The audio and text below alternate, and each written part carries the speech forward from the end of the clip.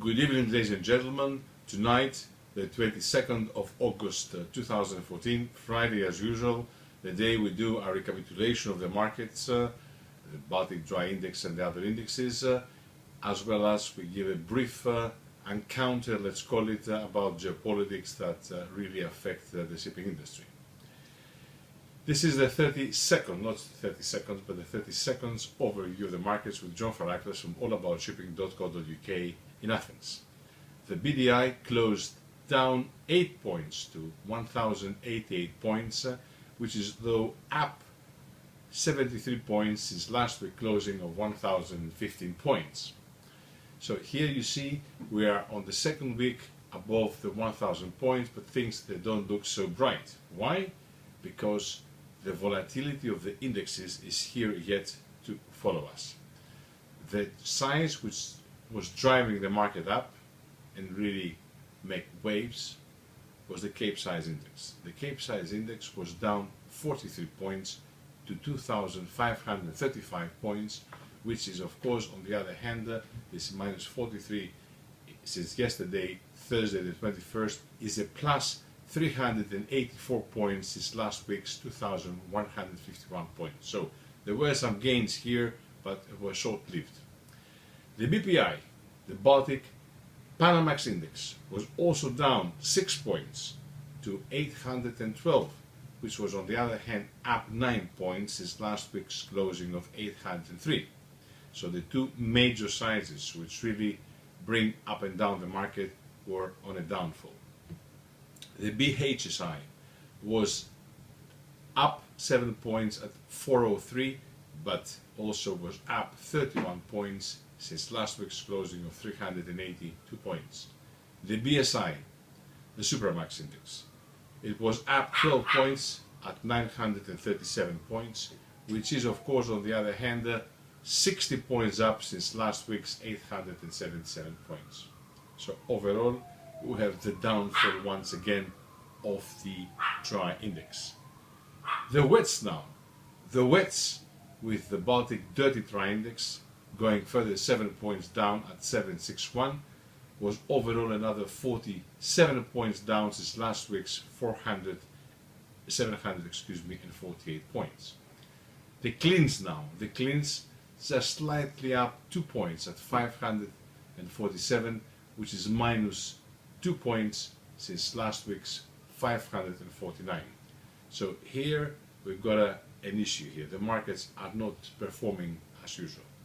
There is, as I said, and the title of this report is a messy shipping market situation. We have upheavals in the market, we have volatility, uncertainty, and coupled with unsustainability of the markets, this gives us a big issue here. Now, let's go and see now what is the world politics for us in the shipping industry, which greatly affects the markets. First of all and foremost, we got on our world stage here, we got the Ukraine. The mess is yet to come, as you will read in the written report here. The humanitarian convoy has entered without a permission into Ukraine, and who could have stopped it? This is a very big question mark. The Ukrainians, rightly so if you like it, they've been saying they will not let it unless same was going to be inspected. For one reason or another, the convoy has really entered the Ukrainian national line, let's call it, to the Russian, mostly populated eastern provinces. Let's see what is yet to come here. This is a very important issue. The Middle East, another total mess here. Israel is embroiled in a very difficult situation this time with its enemies. Let's face it, Israel is surrounded by enemies. And of course, the Gaza Strip issue, if it's not suitably contained, it will bring more and more dead on both sides. So this is something which it has to be contained. Those who know to contain it, they could do it. Big problem here now in the area of the Middle East. The IS, the Islamic State, is causing big headaches, and it's a pity that those intervening today, they haven't stopped it from the beginning. They knew it, and our view here, they knew it, okay? So all excuses are simply, excuse my friends, bullshit. That's very important to know. Now, there are some issues. There are some issues, as it is also the case which we face in the shipping industry with pirates. Of course, nobody is dealing with pirates and terrorists. This is for granted.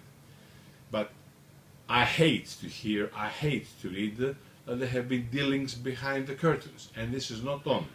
So for 2 years, the journalist that we've lost was being asked from one or another to pay them 132 million. That's of course out of any proportion, whatever. But you know, these people, probably unfortunately, they've been used for other people's means. And this is very unfair. Really unfair. That's not all. That's very bad. But again, we reiterate the view of another issue which we have said in the past.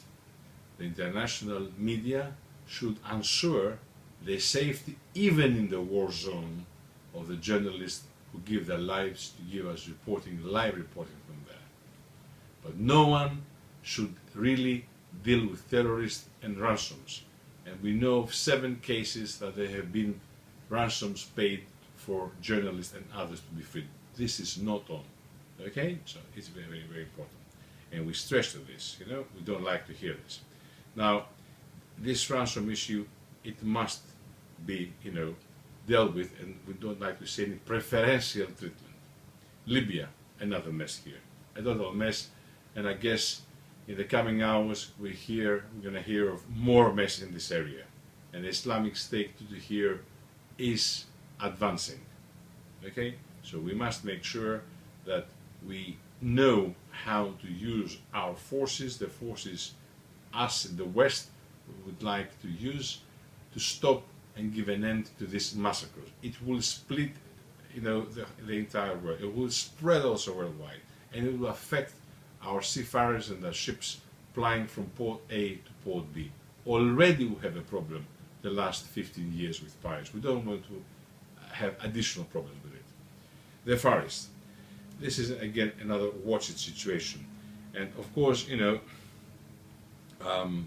except the problems that we face from various political issues, we have natural problems. We have tsunamis in the past, now mudslides in Japan. 2,500 people are unaccountable, and about 50 plus are, you know, have lost their lives. China, you know, we have the latest incident of, as you know, of a Chinese fighter plane which came very close indeed to an American military patrol plane over international waters east of China in Hainan Island. And of course this escalation will, you know, in our view, is a provocation in the South China Sea. You very well recall during our visit in Singapore, we ensured we go as close as possible at the South China Sea, and we saw to the world a small film of that particular point where the clash is going to happen. Okay, so we must make sure that we alleviate the various problems of China and the others in the area before it's too late. Africa is being faced with the Ebola, this deadly virus, and you know, we would like to see this being contained. For the shipping industry is a very important issue, and the PNI clubs are not charity organizations to pay off issues which could have been contained. Europe continues to be in a mess. Unless Europe gets its act together, you know, we're going to have many problems. The austerity, as you can see, didn't work. Okay.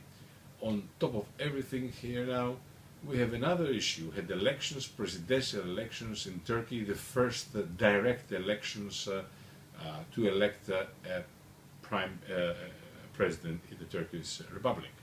On the other hand, as rumors have it, we have a new prime minister which will soon begin his tenure, and this is Mr. Ahmet Davutoglu, a very strange man indeed for those of us who have followed his career, but he should abolish Ottomanism once and for all.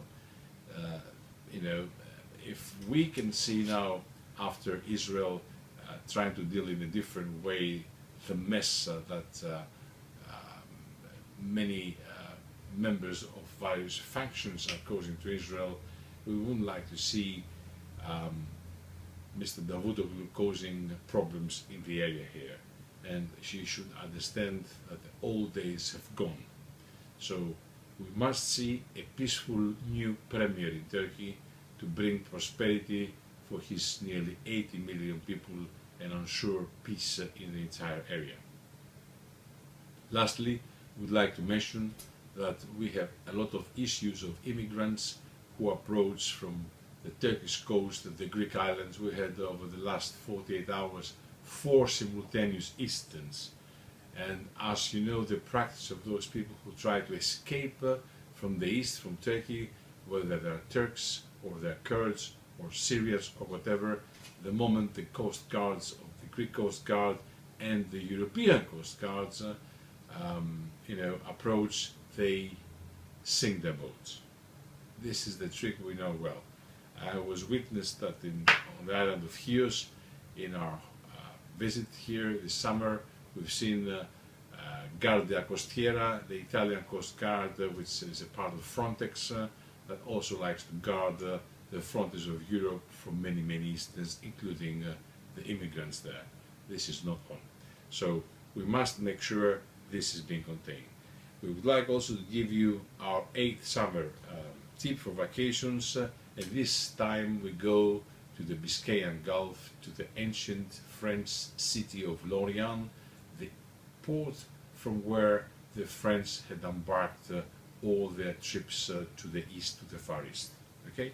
And it's a very interesting area, particularly until the end of October, which is really a fantastic season to visit the west of France, and in particular Lorient and all the other ports south of Lorient.